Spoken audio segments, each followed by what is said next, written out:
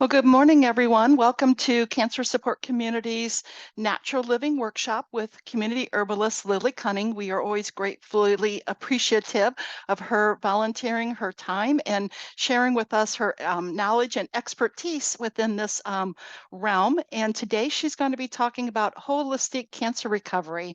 So welcome, Lily. Thank you. Yeah, so excited to be here. Always a pleasure to talk with y'all at Cancer Support Community and, give a holistic viewpoint on different topics every month. So today we're going to be talking about cancer recovery holistically with herbs and with wellness activities. So yeah, let me share my screen. Everybody can see it? Yes. Okay, great. Just want to be sure.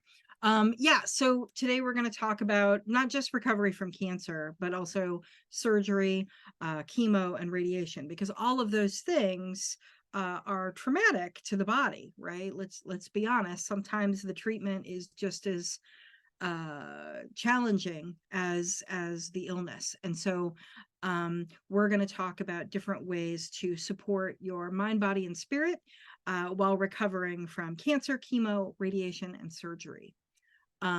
So, there's a lot of different lifestyle changes that can be made when you are in recovery, which, obviously, as an herbalist, I make herbal supplements, right?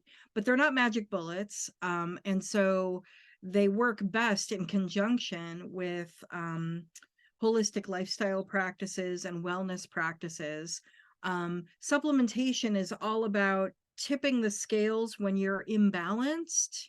And the way that you maintain balance is through your lifestyle. But if cancer or cancer treatment has got you unbalanced in a certain way, supplementation can help sort of even that out. But we definitely want to talk about what you eat, your movement every day, mindfulness and being present, detoxifying your home life, and in addition, supplementation. So that's what we're going to do today. My name's Lily Cunning. I'm an herbalist. I was trained as a clinical herbalist in California. I lived in Ohio for many years, which is how I found Cancer Support Community. I now live on a farm in West Virginia, but I am super happy to continue to do Zoom classes with y'all. And I also work for Haven Herbs as their formulator. And I teach classes, right? So I have a clinical practice, I teach classes, and I formulate. And now that I'm on a farm, I get to grow everything. So I get to everything from seed to remedy. It's very, very cool. So that's me. So we're going to go over nutrition, movement, connectedness, because that's what the holistic viewpoint is all about. Detoxification, and that is not a weird coded reference to weight loss. That is not what I'm talking about. We'll talk about it in a minute. And supplementation at the end. So what we eat creates the new cells in our body. So garbage in, garbage out. What we need is to eat nutritious, nutrient dense food that will help us build healthy cells. The typical American diet is not one that is cooked ourselves for the most part. If you look at like a week worth of food, we eat a lot of restaurant food, we eat a lot of fast food, we eat a lot of highly processed food that we did not cook ourselves or bake ourselves. And that has led to an epidemic of digestive issues, autoimmune issues, diabetes, like all kinds of stuff that are problems with based on what we eat. Here is an example of the Mediterranean food pyramid, which is very different than the food pyramid from the USDA. At the base of it is fruits, vegetables, and whole grains, right? And then we get into fish and seafood. So if you look at fruits, vegetables, and grains, it is every day.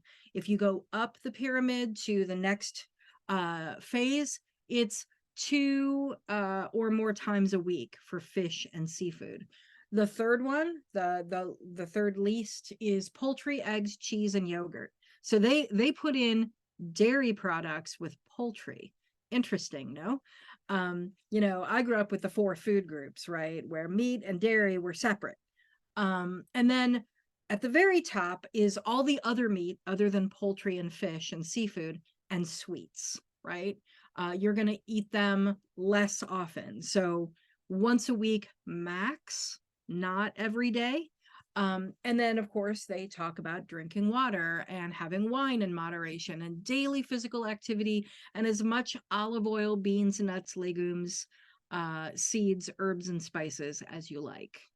Now, this is a very different way of looking at food than we do in the United States. And I will tell you, I do not rely on the USDA to give me nutritional advice because, unfortunately, um, it is biased through lobbying efforts from big agriculture, both the Dairy Board, which when they were coming up with the latest version, which is called My Plate, they had like a little plate organized and they were going to do it. Dairy was not included, and dairy lobbied really hard to be included. And so now My Plate includes a little place for a glass of milk. Like, they're just, if you can appease moneyed special interests that way rather than public health, it's not worth its recommendation. The same with the FDA. Like, there are pharmaceutical lobbyists that now staff the FDA, especially in high places. And so it just, they've made themselves an unreliable source of information. Same with the CDC. So I look at other countries, especially other countries that have healthy uh, citizenry with long lives. And so the 2 food pyramids that I tend to look at are this Mediterranean food pyramid and the Japanese food pyramid, which, by the way, is inverted, but it's the same concept, right? Um, because those people are the healthiest in the world. They live long, healthy lives. They have low instances of cancer and autoimmune disease compared to other countries. So eating well will help you to rebuild your healthy cells and strengthen the existing cells that are weak, right? We need those nutraceuticals to fortify our bodies. It also is not just for your physical self, it also is your emotional health, which is why I don't say don't eat a cupcake, right? Like, cupcakes, I love cupcakes. Cupcakes can make you feel good, right? And in moderation, up there at the top there, meats and sweets, yeah, of course, eat something that's comforting. Mashed potatoes, I love mashed potatoes. And I don't eat them every day, but when I feel like I'm gonna make a roast chicken meal and I'm gonna have some Brussels sprouts with it, I'm definitely gonna make mashed potatoes because they're comforting and they're yummy. So I do that. And it helps you sustain function and connectedness, right? That's another thing that we're going to talk about today. Food connects us to our families, it connects us to our culture. It's so important, no matter what part of the world you're from, no matter who your family is, we all have those particular recipes that we remember that are touchstones to us. They make us feel good, not just physically. So food is important, and so is movement, right? You'll notice I didn't use the word exercise because honestly, like, when I hear the word exercise, I kind of groan. But there's activity that we all can do. There is movement for everybody, and I will tell you, when I was injured, I was injured on the job. I was on workers' comp for 2 years. And I came out of it permanently, partially disabled. I was in pain all the time. And I had to learn what I could and could not do. And it was a very frustrating process of getting better and getting to a place of function so that I could do what I wanted to do. But as long as you are continuing to try, you will ultimately find things. And if you are interested in finding out some of the things that I learned in terms of movement that worked for me, I'm happy to talk to that. But you want to have moderate movement every day. Challenge yourself periodically so that you get stronger. Get outside every day. So yes, when it's crappy outside and it's raining or whatever, use a treadmill or do something indoors. I watch YouTube and do qigong myself, but getting outside every day actually is known to combat both anxiety and depression, which is typical in people surviving cancer and other chronic illness, right? We need to support our whole selves. So if you can get out and walk outside, definitely do it. If it's not a great day, then yeah, go to the mall or use a treadmill or whatever. But the sun, the trees, the bird song, all of these things have been clinically studied to improve your mental wellness, which will also improve your physical wellness. Getting your hands in the dirt. The soil is full of microbiome that actually nourish us. When you connect yourself to the dirt in your area, like gardening, you actually also relieve depression and anxiety. Do things outside that bring you love and joy, even if it's just tending one little plant, right? You buy a rose bush because you think it's beautiful and you plant it outside your window, and every day you go outside and you give it some food, or you trim it, or you just admire it, or cut a rose to smell it. Like, all of those things are important. And finding something outdoors that you love and brings you joy is really important when you are in recovery. And do it with people who support you, right? Like, you see these ladies here, they're out walking and having a good time. And finding a group that you can do that with, probably through cancer support community, I would imagine, um, can be really wonderful to, especially people who are going through what you're going through, right? Cancer recovery, that can be amazing. Just having people that understand, and you don't have to constantly explain, like, no, I don't have the energy to do that today, right? Like, having people like that in your network are really important. And when you are doing regular exercise, regular movement, it helps you with better coping skills, helps you with physical well-being and your metabolism. It'll help you digest better if you're having digestive issues as a result of your treatment, for example, or if you had surgery. Movement will actually help facilitate better digestion. And if you combine it with mindfulness, it's a win-win. That's why I do Qigong, because it is something that makes me present. It is something that I time with my breath. It is something that gives me flexibility, and it helps me stretch. It does all kinds of things for me. So I love it. That mind body connection is so important when you are compromised in some way. And cancer and its treatments definitely make you a little compromised, right? So, doing meditation and mindfulness activities, whether that's Qigong, like me, or just a sitting practice, or journaling, or I like to, when I'm in the kitchen and I'm making food for either dinner for my family, or I'm doing meal prep for the week so that I have grab and go lunches, I like to do it in silence and just be mindful as I'm doing it. It's a really lovely way of, um, you know, uh, caring for myself and caring for others. Some people really like yoga, and that's really good for them.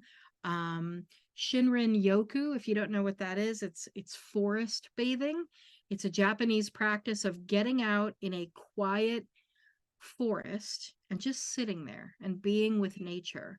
And it has shown that it is helpful for both physical healing and emotional healing, something that we do just to connect to our environment. Um, there are all kinds of things that you can do to do that. And when you do those mindfulness activities, um, it really improves the mind body connection. It brings you joy. You kind of creeps up on you, actually. You do it for a while and you're like, oh, here we go, I got to do this thing again. But ultimately, you start feeling happier, and your mood just elevates and stays at a better place for you. So I highly recommend it. Find a mindfulness activity that works for you. and in your schedule and in your life. Connectedness. We do not exist by ourselves. We do not live in a vacuum, and everyone around us, either they impact us, whether it's for good or ill. So who is in your bubble, right? Who is your support network? Who are your friends, and have you seen them in a while? Have you talked to them in a while? Have you connected? Who is on your wellness team to help you recover? How do you feel about your relationship with your oncologist or your herbalist or your psychotherapist, right? Does it feel like you're a team and you're working together to improve your health? Does it feel like it's an adversarial relationship? Is it stressful? I would encourage you to, you know, seek out people that make you smile and laugh, and seek out people who ask how you're doing and what they can do to help.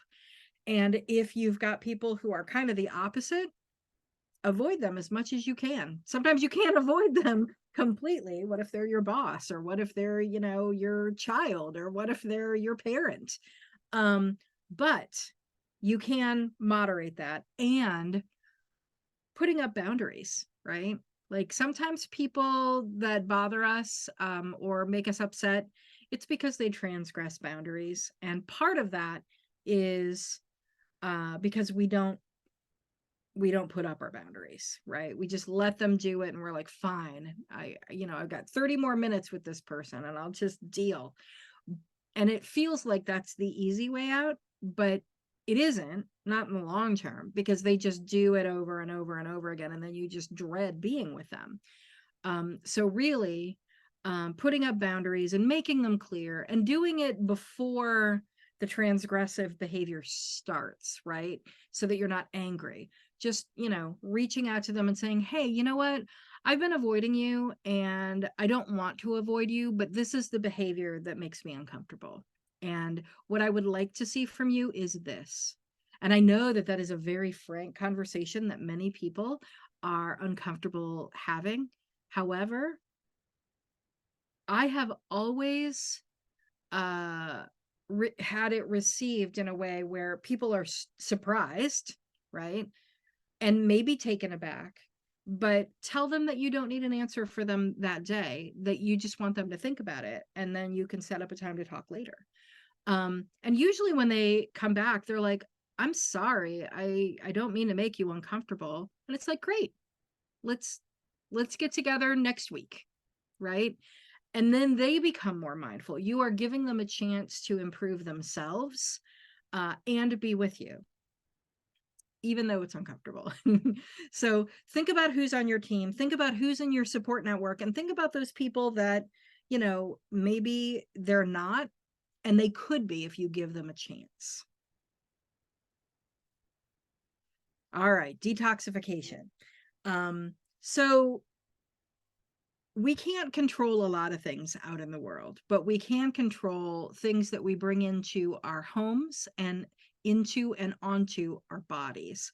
And I do sessions for Cancer Support Community on detoxifying your home and detoxifying your body care, and that takes up a whole hour in and of itself.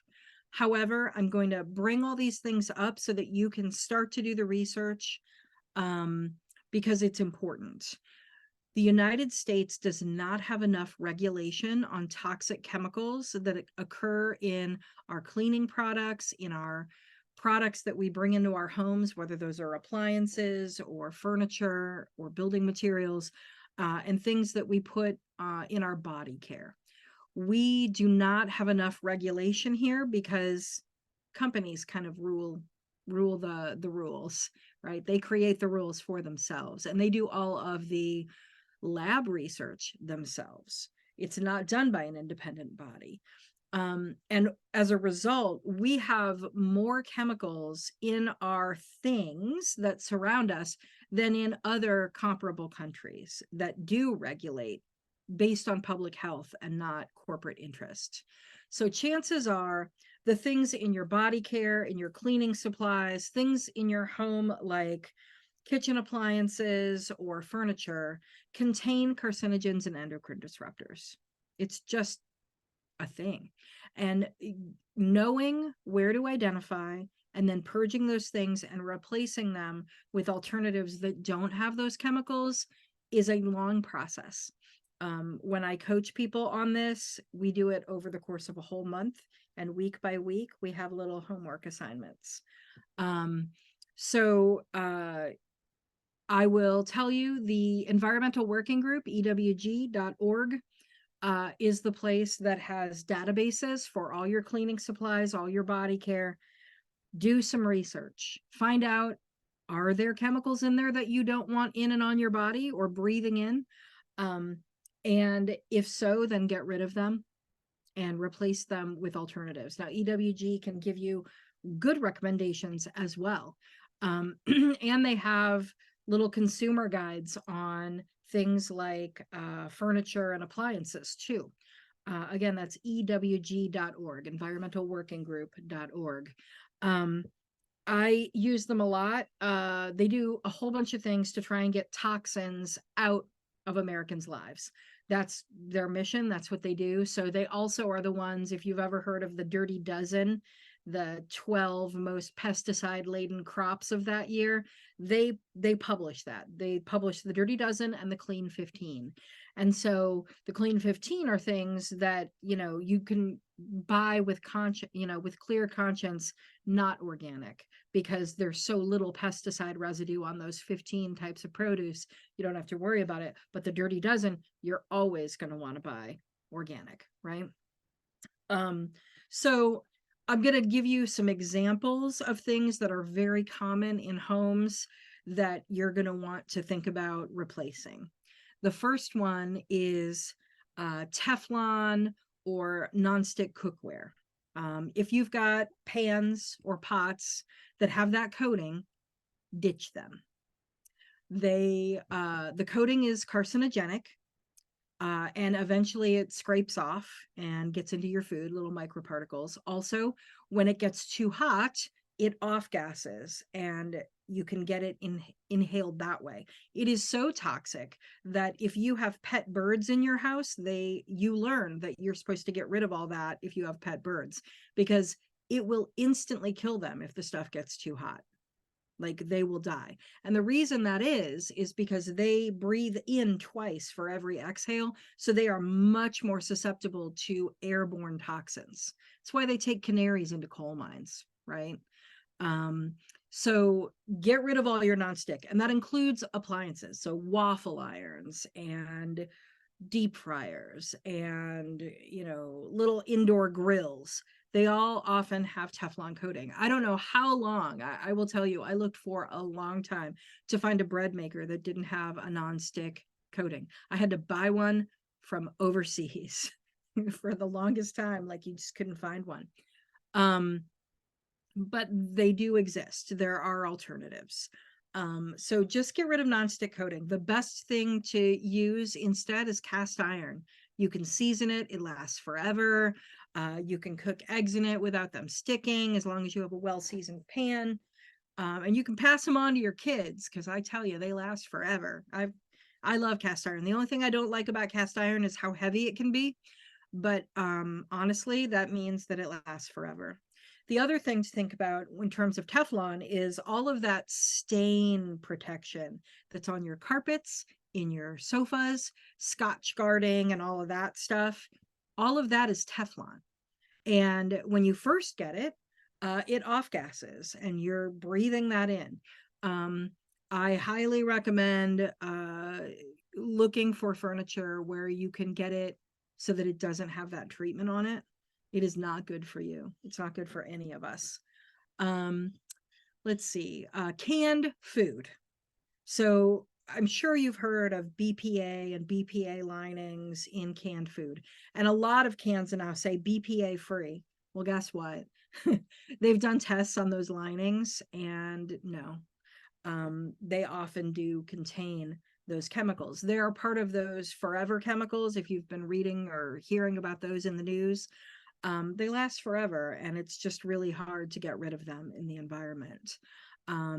So avoiding canned food. And the way that I do that, because I eat, beans, and canned beans are so much more convenient than getting dried beans, right? But what I do is I bought an instant pot, a pressure cooker, and I have soft beans in an hour from dried, right? I don't have to pre-soak them. I don't have to do anything. I just stick them in there with the right amount of water, turn it on, and then I can make my hummus, or I can make refried beans, or, I can just put everything in there and make red beans and rice. Um, but instant pots are a great tool. They are not nonstick. It's a stainless steel sleeve in there. And those have been super helpful to me to cook my own food, right? I was talking about cooking your own food, making it from scratch. And that is a really great way of being able to cook conveniently, because you can set it and forget it, and it'll keep it warm until you come back and take it off the heat. It's a fantastic tool. I love my Instant Pot. Um, but yeah, so those are some very common ones. And of course, the cleaning supplies that Americans use are gross. They are not clean. They toxify our homes. In my home, we use vinegar. And if we want really antimicrobial stuff, we infuse that vinegar with thyme, literally that herb that we cook with. It's broad spectrum antimicrobial, kills more pathogens than bleach. We don't use bleach because guess what? When you use bleach, it turns to dioxin in the environment. Dioxin is a carcinogen. We don't use bleach. We use vinegar infused with thyme. We use baking soda. It's abrasive, so like scrubbing the tub or the toilet. And I use soap, Castile soap. Those three things clean everything, right? Your windows, your surfaces, your tub, your sink, all of it. And it's cheaper. Don't buy into all that marketing, right? Like all that marketing is telling you, oh, this is so convenient. Well, it's not. And it's not good for you. So, what do you do if you've surrounded yourself with all this stuff? Well, A, you purge it. B, you replace it. And C, you can work to get it out of your system. And I mentioned here lymphatic massage or dry brushing. Let me see if I have my dry brush. Yeah, I do. All right. This is a dry brush. I have to put it right in front of me because otherwise the background makes it blur out. It's got firm but kind of soft bristles. And there are videos on YouTube on dry brushing. You're basically going to be brushing your body with the drainage pathways in your lymphatic system. And it helps to purge your lymph of toxins because they get congested. And then it leads to problems. Congested lymph here from your armpit area down here often leads to breast cancer. So, dry brushing is really helpful. I often will just periodically drink teas or take tinctures made with lymphatic cleansing herbs like cleavers, just to, we're all exposed to stuff. While I have purged my home of toxins, I go out into the world. There's pollution. There's, all kinds of things that we encounter, water, soil, air, right? I have reduced the amount that I come in contact with. And indoor pollution, by the way, is higher than outdoor pollution. So making sure that you clean your home with clean things is one way to reduce your exposures. Lily, we have a couple of questions in the chat. The first one for the Castile soap, is that spelled Casteel? Castile is a Spanish word, Castille. One very popular Castile soap that's been around since, there were hippies is Dr. Bronner's. Dr. Bronner's has plain soap. They call it like baby soap, but they also have ones that have essential oil fragrances. My partner really likes peppermint. It's very zingy. But you can get it either in the bars or you can get it liquid. And there's that. And then there's other Castile soaps too. Castile just means that it is sourced from some kind of vegetable oils. Sometimes it's olive, sometimes it's castor. It's not an animal fat based soap. And animal fat based soaps are fine too. If it's a true soap, saponified fat, in other words, they use lye to transform fat into soap, it's healthy. There's a lot of things out there that people call soap that aren't soap. And in order to call themselves soap, it will literally say soap on the package. But if it says beauty bar or cleansing bar, you know it's not soap. Soap is a very specific term. It means saponified fat. So Castile soap is great. Also, animal-based soaps, things that are made with tallow or lard, are totally fine. But you want real soap. The next question, do you combine baking soda with vinegar to clean or just vinegar? So if you combine baking soda and vinegar, you're going to get that, elementary school volcano, the little eruption, because you've got the base and the acid coming together to make a reaction. And, it's not like explosive, but it is fizzy. You can do that. I tend to use one or the other. So in my laundry, particularly if it's really gross laundry, like, kitchen towels and, things like that have gotten gross. I will add not only my laundry soap, which is an unscented, clean, actual soap, and I use powder, I don't use liquid. Um, and then I will add a little bit of thyme vinegar to it as well. Now, that will kill any bacteria buildup, but also it'll soften the clothes, right? So I do that. And then baking soda, I use it often as an abrasive. So if I need to clean off soap scum or yucky stuff out of the toilet, I will sprinkle baking soda in there and use it as my abrasive with the brush and then clean. Either one is great because bacteria have sort of a sweet spot in the pH scale of where they thrive. And vinegar is too acidic and baking soda is too alkaline. Either one will kill those bacteria. Is there another question? Nope, that's what we currently have in the chat. Oh, Okay. yeah, she says thank you. Oh, you're welcome. So let's talk about supplements. First, we'll get into non-herbal supplements, right? Things that will benefit your recovery. Everyone here in this meeting and anyone here watching this video later, vitamins and minerals. Obviously, we need those to build healthy bodies, particularly A, C, and D, and magnesium. Most people are deficient in these. So, taking supplemental vitamins and minerals is great. And the one thing I will say about those is make sure they're food based and not synthetically made. Your body doesn't recognize synthetic vitamins often, and you'll just be eliminating them and wasting your money and not getting the benefit. So make sure that they're food based, which does mean that often the pills are bigger or you have to take more of them because they're not synthetic and tiny. But they will benefit you more. Fermented food gives you restores your gut flora. Often chemo and radiation will kill your gut flora, and that is necessary not just for digestion, but 75 to 90% of your immune system lives in the gut. Your endocrine system is also there, and so is your nervous system. Everything starts in the gut, and it's all interrelated. And if you have a healthy digestion, everything else follows. It is like the domino effect, right? You build your digestion with fermented foods, and digestive bitters is something that I will talk about in a minute. And in Ayurveda, they talk about building digestive fire to be optimally healthy. And so we're building that digestive fire with probiotic food, with digestive bitters, with whole foods that your body can extract those nutrients from, to get healthy. And nutraceuticals. So things like fish oil. Fish oil is far superior to flax oil, but if you can't have fish oil for some reason, flax oil is second best.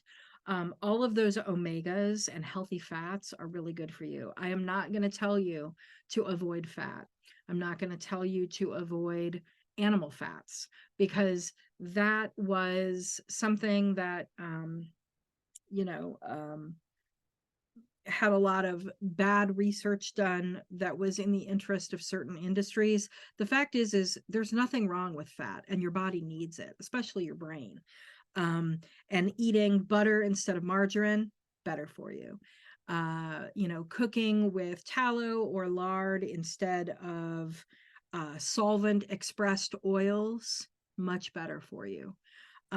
When I get vegetable oils, for example, I make sure that they are cold pressed oils, expeller pressed, not solvent extracted. And if it doesn't say that it's cold pressed or expeller pressed, then it is solvent extracted, because they will tell you if it has been expressed, and it'll be slightly more expensive, but also you won't get those, hexane or toxic chemicals residue in your oil.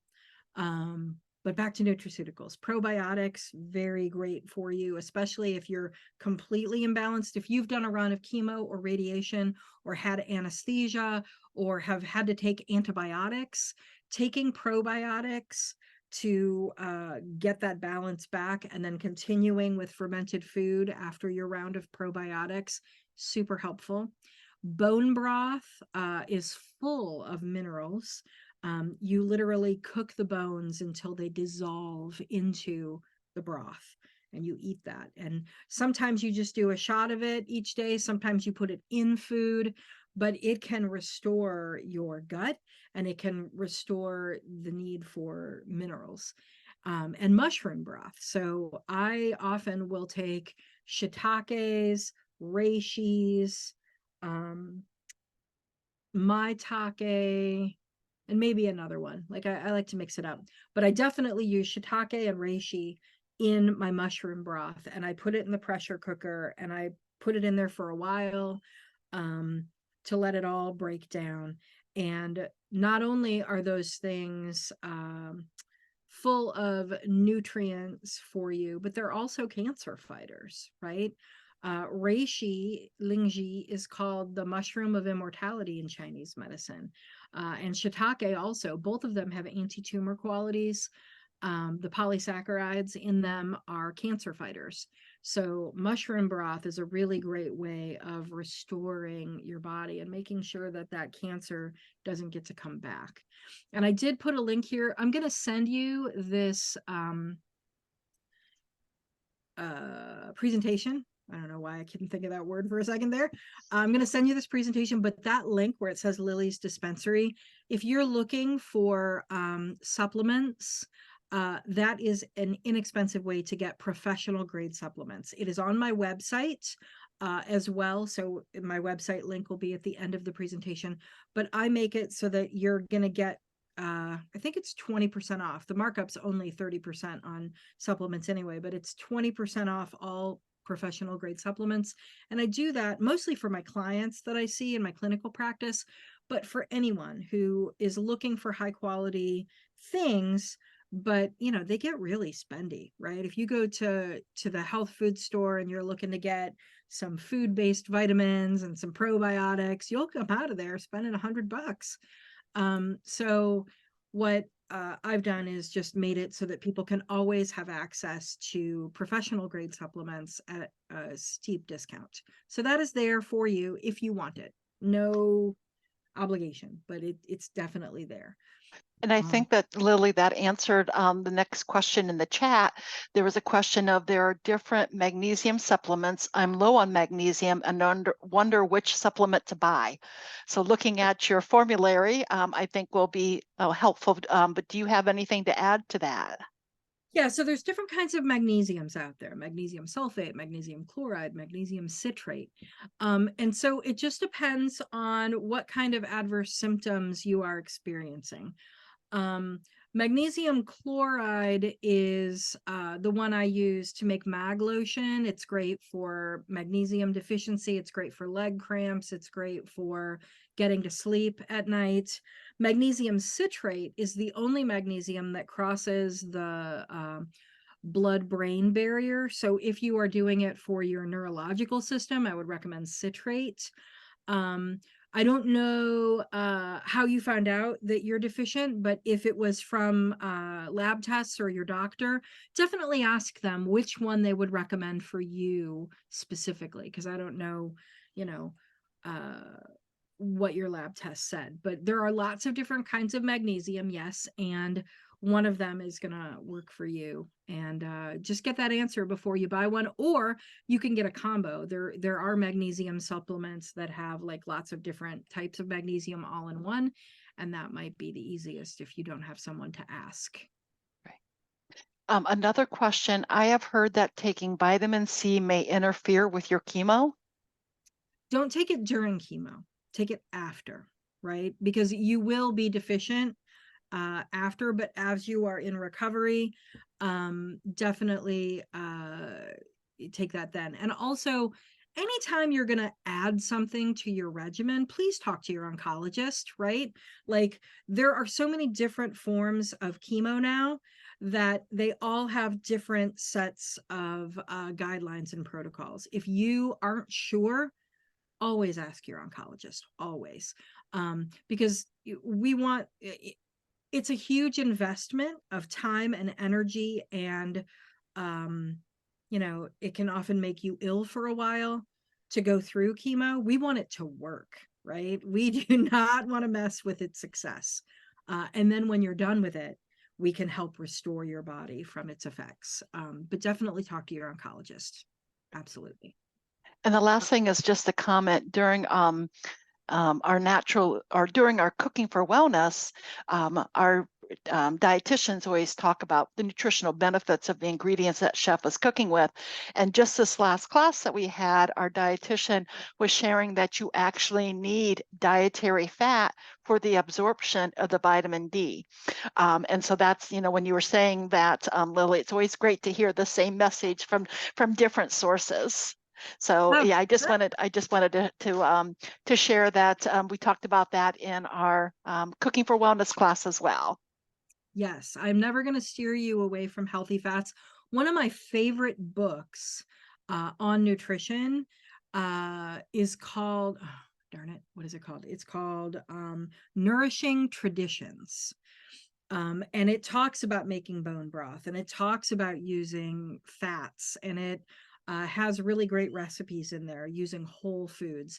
And they are sort of ancestral foods from many different ethnic traditions that are healthy and restore health and vitality. And I love that book. It's great. So herbs to consider. So there are lots of things that happen when you're undergoing cancer or cancer treatment, and you may need herbs for different purposes. And so I kind of wanted to talk about some of these. So, when you are on immunosuppressants because of your cancer treatment, you're suppressing your immune system because your immune system has kind of gone haywire, and your cells, like in leukemia, for example, are killing healthy cells. They put you on immunosuppressants. You don't want to take immune stimulating herbs, but immunomodulators are something you could take. Modulators help you find that golden mean and help make right choices in your immune system, for lack of a better term. And so reishi and shiitake, which I mentioned before in the mushroom broth, always safe. Mistletoe, definitely talk to an herbalist, definitely talk to a practitioner before you even try that, because it can be toxic in high doses. You would need to microdose, and it would be based on where you're at in your treatment, your body mass, your metabolism. But I did put it here because it is an immunomodulator, and it has had great success when used properly. Reishi and shiitake, you can't go wrong. Like, have at it, make mushroom broth, drink it every day. That's great stuff.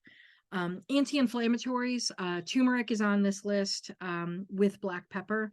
I take turmeric every day, and I'll tell you what I do is I make this what's called an electuary, which is powdered herbs that's suspended in honey, and it makes like a little paste.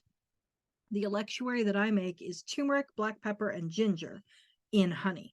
And I use that every week, and I make a quart of golden milk, right? I put mine in hemp milk, but you can put it in any milk you like, whether it's dairy or not dairy. Um, Turmeric is fat soluble, so that helps pre-digest the turmeric for you. And when you mix it with black pepper, it makes it more absorbable by the body. I always put black pepper with my turmeric, and not a ton, right? It's like for every 8 parts of turmeric, it's 1 part of black pepper, right? It's a small ratio, but it does make it a little zingy. And so does the ginger. I like to use the ginger in there too to get it all around my body because ginger enhances circulation. So I do that and I make a quart of golden milk every week and then I put it in my coffee instead of creamer. That way I don't have to think about taking pills. I don't have to take another supplement. I just drink my coffee like I always do, but it has turmeric in it and it helps keep my inflammation. Because like I told you, I was on workers' comp. I'm partially disabled for the rest of my life, and I am prone to getting inflammation, right? If I overdo it. So I keep the inflammation at bay and the pain at bay by taking turmeric, and it helps make me more flexible. It helps make me more resilient. I love it. It's also good for digestion, by the way. So if you have digestive issues, taking some turmeric is good.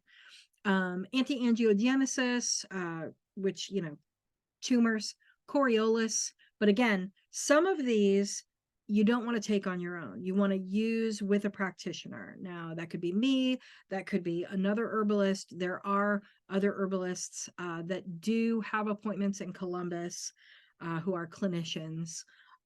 But some of these I'm putting out there so that you can start asking questions and doing research. And some of them are safe for most. And I will let you know if there's any of the red flag ones that you should work with someone on. So mistletoe and Coriolis are some of those. Antioxidants, milk thistle, and again, turmeric. Turmeric is fantastic for so many things. I highly recommend eating turmeric. So if you like Indian food, you're in luck because it's pretty much in every single northern Indian recipe. Milk thistle seed is what you were going to take, and you just kind of crush them a little bit before you eat them. And that's also a really great liver stimulant. So it helps stimulate new liver cells. So if you were compromised in your liver, milk thistle is also something to consider to help regrow the liver. It is the only organ that can regenerate itself, and milk thistle can help facilitate that faster. Nausea, which is definitely something that we all experience, but more so with some of the treatments. Any mint, ginger, chamomile.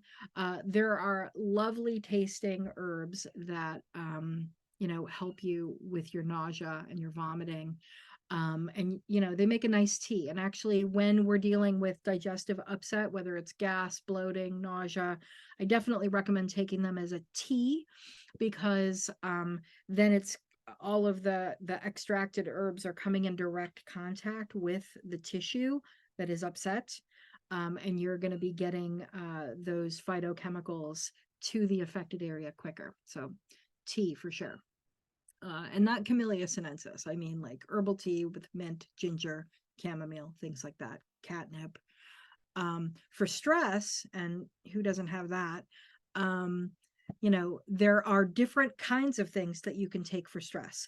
There are nervine sedatives, in other words, things that sedate the nervous system and get you less manic. And those include things like passion flower, skullcap, valerian, chamomile, lemon balm. Lemon balm is delicious too and would help with nausea. Just saying, lemon balm's nice. Things that are adaptogens, things that are safe for most people and help the body learn to cope with stress and change.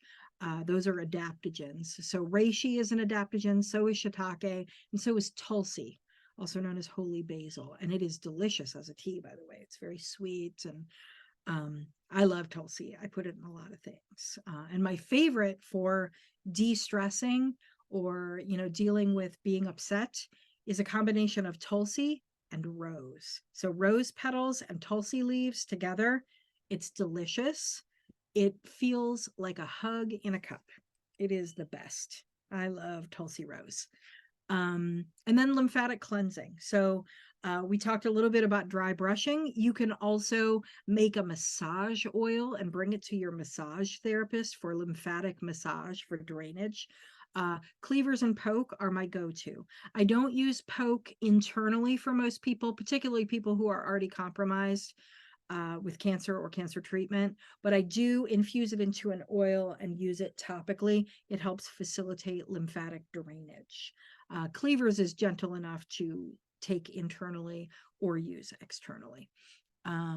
Nutritives. So the treatment and the illness take its toll on your body, and you need extra nutrition, not just good nutrition, but extra to help build up your body again. And so stinging nettle or wood nettle, both of them are highly nutritious. Stinging nettle in particular is one of the most nutritious land plants there is. It does sting when it's in its raw state, so wear gloves if you're harvesting it. But once it's cooked, it no longer stings. Um, and it's beautiful. Like if you make a nettle soup or you bake a nettle cake, it is the most vibrant green you've ever seen. Green is my favorite color, if you haven't noticed, but it is so beautiful and it's so good for you. I grow a ton of nettle. Wood nettle grows wild here on my property, and I have planted stinging nettle because not only is it a nutritive, not only is it an anti-inflammatory, it's also an antihistamine. So all those seasonal allergies, stinging nettle is my friend. I'm a big fan of stinging nettle. It's also really great if you use the seed for urinary tract stuff. So nettle is a friend. Raspberry leaf. So if you grow raspberries, if you're lucky enough to have a raspberry bush, not only is the fruit good for you, but so is the leaf. You can make a tea from raspberry leaf. It just sort of tastes kind of grassy, but it is high in minerals and vitamins, and so is catnip. So thinking about growing these things so that you can have nutritious foods that grow really easily almost anywhere. And then the last category that I put on here are blood building herbs. So these are herbs that help you create more red blood cells, help you get more iron, basically help your blood restore itself after chemotherapy and radiation. Ironweed, very aptly named, is a weed and grows really well in Ohio. Tulsi, again, is a blood building herb. They've done quite a few studies on it in India for people recovering from cancer, and stinging nettles. All of these herbs are things to think about and use, and you'll have this list. Again, please, Coriolis and mistletoe only with practitioners, but everything else, have at it.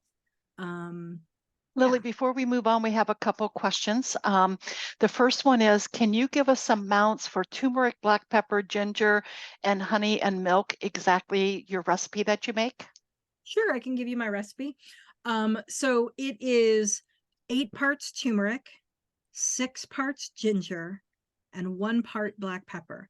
Now, when I say part, it makes it so that you can do a teaspoon, you can do a cup, how much ever you want to make, right?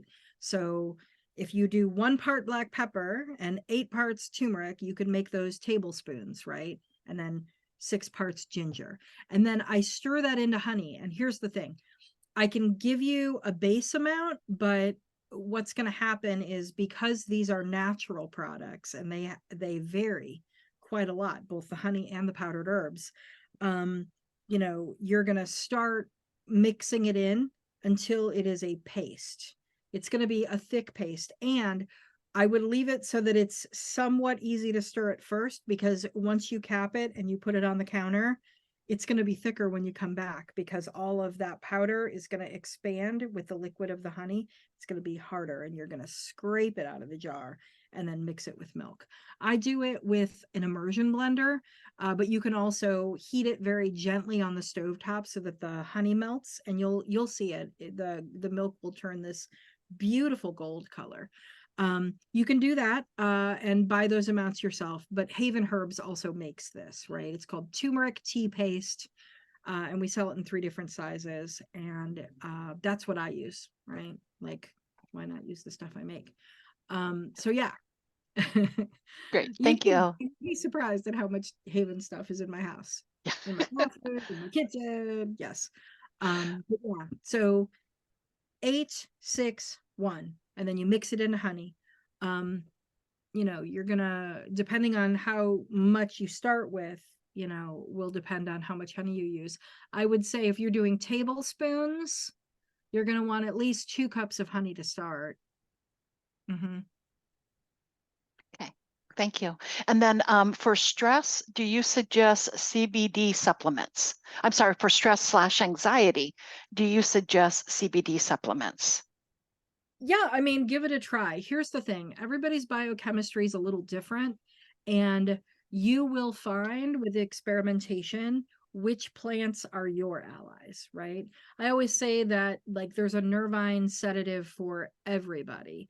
You just sometimes have to explore a little bit to find the one that really makes you feel good and calm and glad. CBD could be it for you, right? I'm not a big fan of extracts. I tend to prefer whole plant medicine. So for me, CBD is just the cannabinoids of the cannabis plant, right? Mhm. Cannabis is the whole plant. Um, but there are lots of plants out there. So if you're looking for calming and anxiety relief, lemon balm is a great friend, rose is a great friend, tulsi is a great friend, catnip, chamomile, all of those things can help. CBD is one of the constituents of many of the hundreds of thousands of plants out there in the world, and it may be right for you. Um, I'm not uh, I'm not averse to it at all, right? The one thing I would say is that with extractions, you want to trust your source, right? Um, you want something that is what people say it is, and it doesn't have a lot of extra stuff in it that you don't want. So, for example, like vaping, right? Some people vape CBD or cannabis. And is it glycerin that is your vaping menstruum, or is it propylene glycol? Because that's common too. You don't want to vape propylene glycol. So just know your source and, read up on where you're getting it from and what their process is for making it. Yeah. The next question, it says catnip is listed as a nutrient. How do you use this? My plant is thriving this year. Nice. You can make a tea. You can eat it, right? For us, catnip is a nervine sedative. It kind of calms us down. For cats, obviously, it doesn't. Their biochemistry is different than human biochemistry. But yeah, I often like catnip as a tea, and it kind of tastes like a combination of hops and mint together, right? You can make a really lovely sun tea from it and keep it in the fridge and just drink it on the regular. That's really nice. And then going back to the golden milk, um, the question is, I guess, after you make your recipe and it's in the honey, does that need to be refrigerated? Yep. Obviously, once you make your milk, it does, but when you add Yep. your milk, but does the paste need to be refrigerated? It does not. Honey's a natural preservative, and these are dried herbs that are mixed with honey. So they weren't fresh herbs that could cause like rot if they got above the honey line. Anything below the honey line is fine. And these are dried herbs, and honey's a natural preservative. I keep mine in the cabinet, and then once I make the milk, I put it in the fridge. That's it for the questions. Okay, so who is on your team? Cancer is big, right? It's life changing, and it's too big to kick alone. So definitely reach out for help, either from cancer support community or your family or your friends. Find out who's on your team and enlist them in your cause. Ensure your doctor knows of your intention for holistic integration. So anytime you are adding something to your routine, whether it's a supplement or you're adding foods or whatever, talk to the practitioners that are in your life, because sometimes there are things that you wouldn't even expect that you shouldn't eat that you think are good for you, but maybe they're not good for you at the time while you're in a treatment.